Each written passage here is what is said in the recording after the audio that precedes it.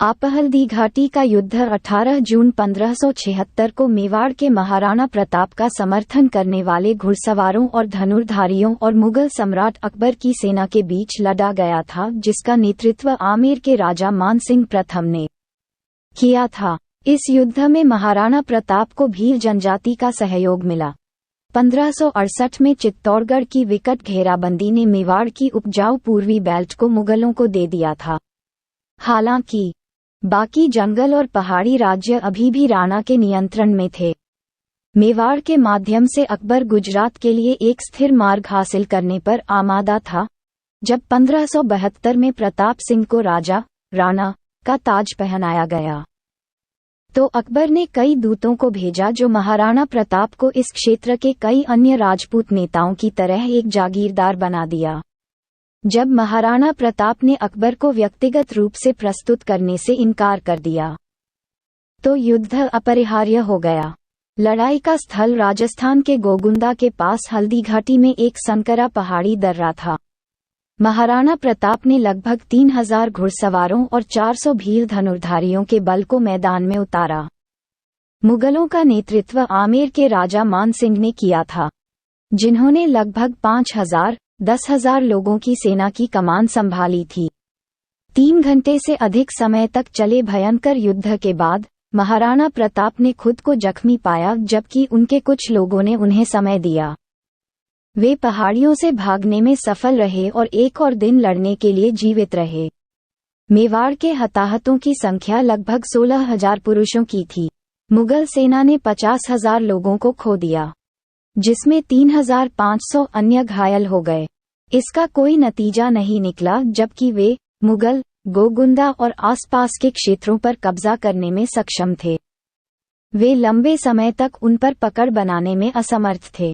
जैसे ही साम्राज्य का ध्यान कहीं और स्थानांतरित हुआ, महाराणा प्रताप और उनकी सेना बाहर आ गई और अपने प्रभुत्व के पश्चिमी क्षेत्रों को हटा लिया। दोनों सेनाओं के बीच असमानता के कारण राणा ने मुगलों पर एक पूर्ण ललाट हमला करने का विकल्प चुना, जिससे उनके बहुत से लोग मारे गए। हताश प्रभारी ने शुरू में लाभांश का भुगतान किया।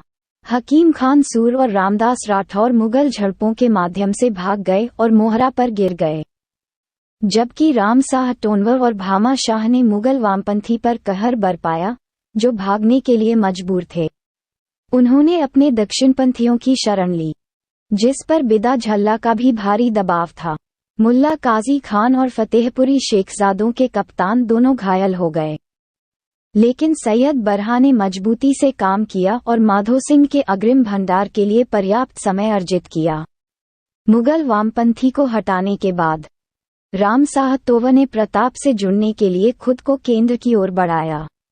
वह जगन्नाथ कछवा द्वारा मारे जाने तक वह प्रताप को सफलतापूर्वक बचाए रखने में सक्षम थे। जल्द ही मुगल वैन, जो बुरी तरह से दबाया जा रहा था, माधो सिंह के आगमन से उबर गया था, जो वामपंथी दलों के तत्वों ने बरामद की थी, और सामने से सैयद हाशिम के झड़पों के अवशेष थे। इस बीच दोनों केंद्र आपस में भिड़ गए थे और मेवाड़ी प्रभारी की गति बढ़ने के कारण लड़ाई और अधिक पारंपरिक हो गई थी। राणा सीधे तौर पर मानसिंह से मिलने में असमर्थ थे और उन्हें माधो सिंह कछवाह के खिलाफ खड़ा किया गया था। दोडिया कबीले के नेता भीम सिंह ने मुगल हाथी पर चढ़ने की कोशिश की, परंतु अपनी जान गंवा बैठे। गतिरोध को तोड़ने और गति को प्राप्त करने के लिए महाराणा ने अपने पुरस्कार हाथी लोना को मैदान में लाने का आदेश दिया। मानसिंह के जवाबी हमला के लिए गजमुक्ता हाथियों के बीच मोती को भेजा, ताकि लोना का सिर काट दिया जा सके। मैदान पर मौजूद लोगों को चारों ओर फेंक दिया गया, क्योंकि 2 पहाड़ जैसे जानवर आपस में भिड़ गए थे। जब उसके महावत को गोली लगने से जख्मी हुआ तो लोना को ऊपरी हाथ दिखाई दिया और उसे वापस जाना पड़ा। अकबर के दरबार में स्तुति करने वाले स्थिर और एक जानवर के मुखिया राम प्रसाद के नाम से एक और हाथी को लोना को बदलने के लिए भेज दिया गया। 2 शाही हाथी गजराज और रणमदार घायल गजमुक्ता को राहत देने के लिए भेजे गए और उन्होंने राम प्रसाद पर आरोप लगाए।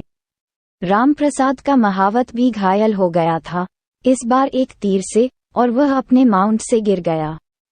हुसैन खान। मुगल फौजदार रामप्रसाद पर अपने ही हाथी से छलांग लगाते हैं और दुश्मन जानवर को मुगल पुरस्कार देते हैं। अपने युद्ध के हाथियों के नुकसान के साथ मुगल मेवाड़ियों पर 3 तरफ से दबाने में सक्षम रहे और जल्द ही राजपूत नेता एक एक करके गिरने लगे। लड़ाई का ज्वार अब मुगलों की ओर झुकने लगा और राणा प्रताप ने जल्द ही खुद को तीर और भाले से घायल पाया, यह महसूस करते हुए कि अब हार निश्चित है। बिदा झल्ला ने अपने सेनापति से शाही छत्र जब्त कर लिया और खुद को राणा होने का दावा करते हुए मैदान में टिके रहे। उनके बलिदान के कारण घायल प्रताप और करीब 1800 राजपूत युद्ध भूमि से भागने में सफल रहे। राजपूतों की वीरता और पहाड़ियों में घात के डर का मतलब था कि मुगलों ने पीछा नहीं छोड़ा और इस कारण प्रताप सिंह को पर्वतों पर छिपने का मौका मिल गया।